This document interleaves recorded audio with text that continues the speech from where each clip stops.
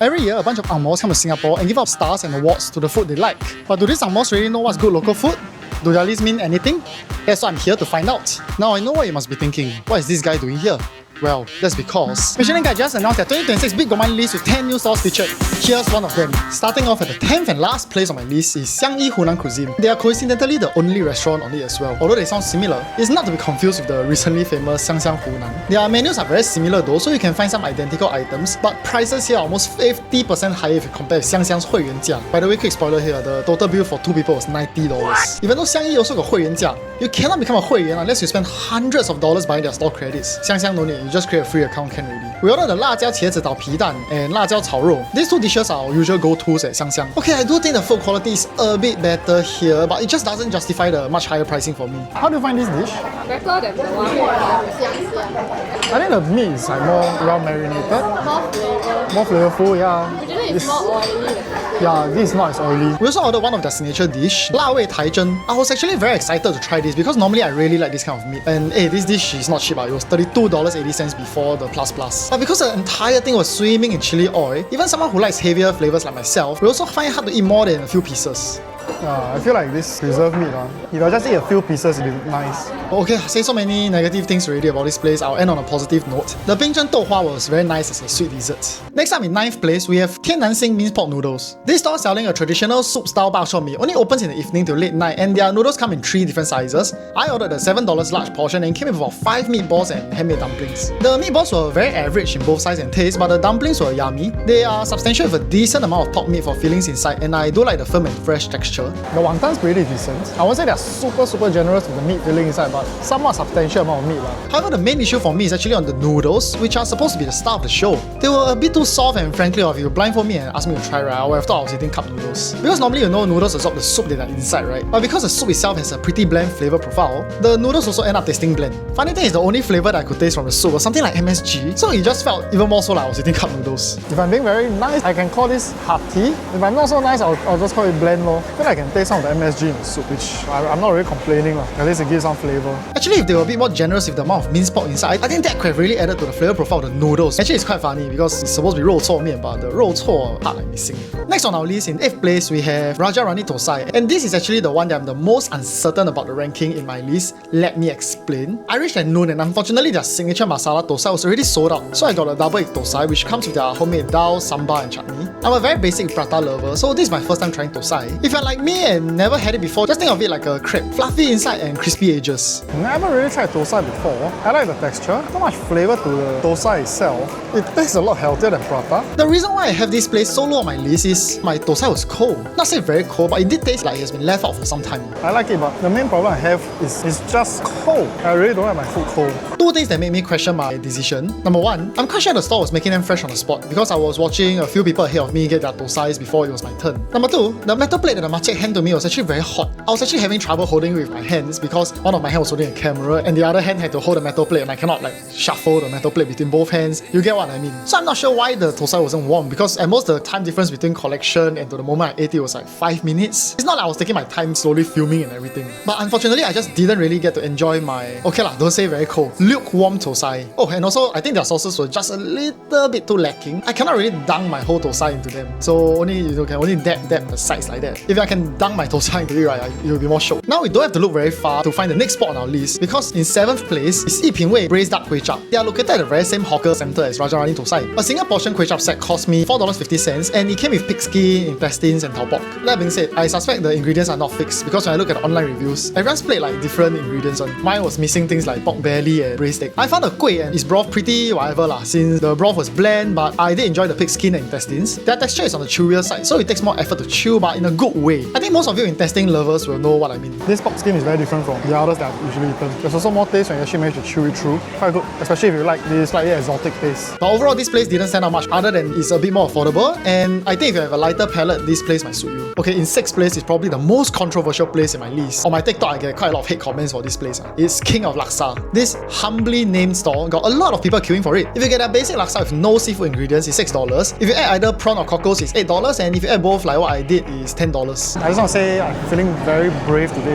As you can see, I'm wearing a white t-shirt to eat laksa. Both seafood ingredients tasted very fresh, and although I'm not a big fan of cockles, right, I really love their prawns. They were very plumpy and juicy. The laksa broth also tasted very rich and creamy, but what really surprised me was how it didn't even taste that oily. I thought the portion wasn't that big, but actually quite substantial. I'm eating and the noodles, right, still got a lot left after so long. So this place, their selling point is their laksa is supposedly very healthy. You can see they advertise in very big font. No MSG, no added salt, no added sugar, no oily layer, this and that. I think if you eat laksa thinking that it can be healthy, you are overdosing on hopium lah. But okay, I do have to say I didn't feel disgusted with myself even after finishing most of the broth. So the reason why I got so much hate comments for this place on TikTok, right? You can see people all cowpay about the $10 price tag, saying how it's so expensive for only 2 prawns ah. I mean, I agree it's expensive, but at least you get to eat in an air-conditioned food court. So it's still reasonable lah. You buy one bowl of ramen, you also pay double of this price already. Maybe people just not happy with how the store calls themselves King of Laksa. Okay, now we are in the top half of our list, and in 5th place we have Boon Keng road fish shaped bee hoon. Okay, personally I'm not a fan of fish, especially those steamed kind. So this is my maybe first time getting fish soup. Actually, if I look around at everyone's tables, right, 90% of them are all having this fish soup. I got a double fish soup which cost $6. Their fish slices are the thick kind and tasted very fresh. For me, I enjoyed the fried fish slices, which are very flavorful, especially after they soaked up all the rich broth. I really like the flavor of the fried fish. Frying it, right, gives this extra flavor which improves the texture. Other than that, there's also some bitter gourd and thick bee hoon noodles in the soup. Okay lah, nothing much to say about those. And even though fish soup is not really my thing, right, I can still appreciate that at this price point it's definitely a good bowl of fish soup, and that's why I have them in 5th place on my list. Up in 4th place, we have Xing black chicken herbal soup. So this is actually a Zhicha store that occupies a large area by itself with plenty of sitting space. I believe they also open another smaller outlet at a hawker center somewhere. Despite its name, the signature dish most commonly ordered is their mee sua. It comes with pork meat, liver, and kidney. Although I found the pork meat and liver to be slightly too overcooked for my liking, the kidney was especially delicious with a firm chewy texture. Let's try some of the sliced pork.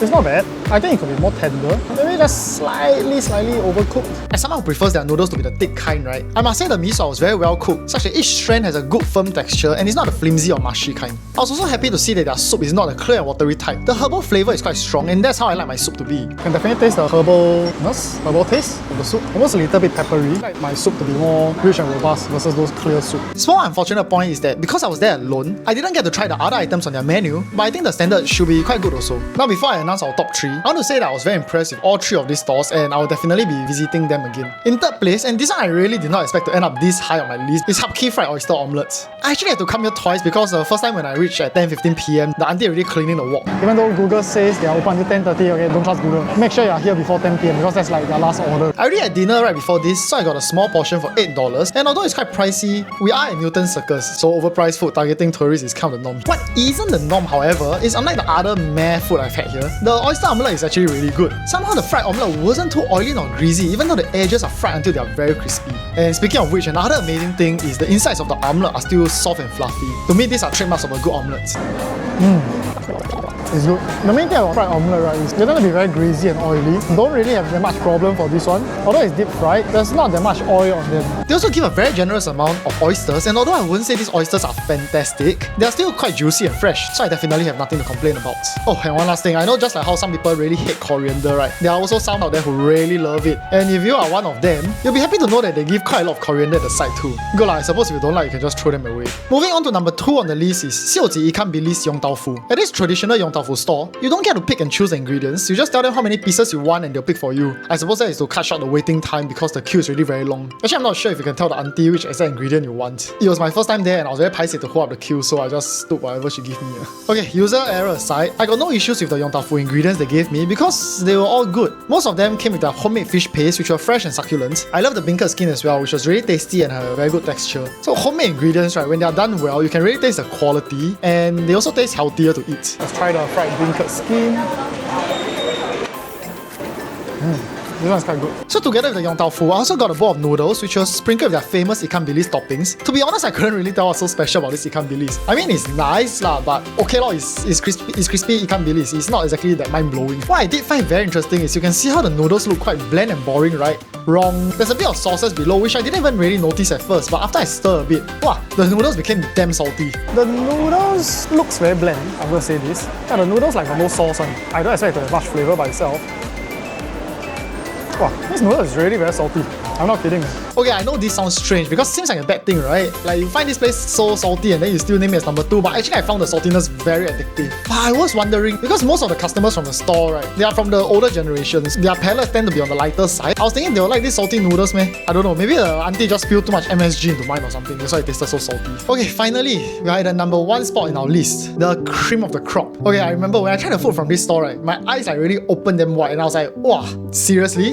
Jia Xiang Mee Siam, located in Red Hill Food Center. This 50-year-old store looks really unassuming. And when I was looking for the store, right, my eyes were like looking around and then I didn't realize I was staring right at the store because the signboard didn't even have lights. Their menu only has 2 items on it and both are priced at just $3.50, Mee Siam and Lontong. I ordered the Mee Siam and frankly for such a cheap price, right, I was expecting a tiny portion. So imagine my surprise when I saw that the portion they gave was actually pretty substantial. Not only that, they also gave quite a variety of ingredients such as tau kwa, crotons, omelette, and even an entire hard-boiled egg. The crotons go especially well with the sweet and flavorful gravy soup, and somehow they managed to retain their crispiness despite soaking the soup for some time. The other ingredients, admittedly, do not stand out by themselves, but when you eat them with the sweet and tangy broth, right, it just goes so well together. Broth looks a little bit potent, which I'm not sure if it's going to be very spicy.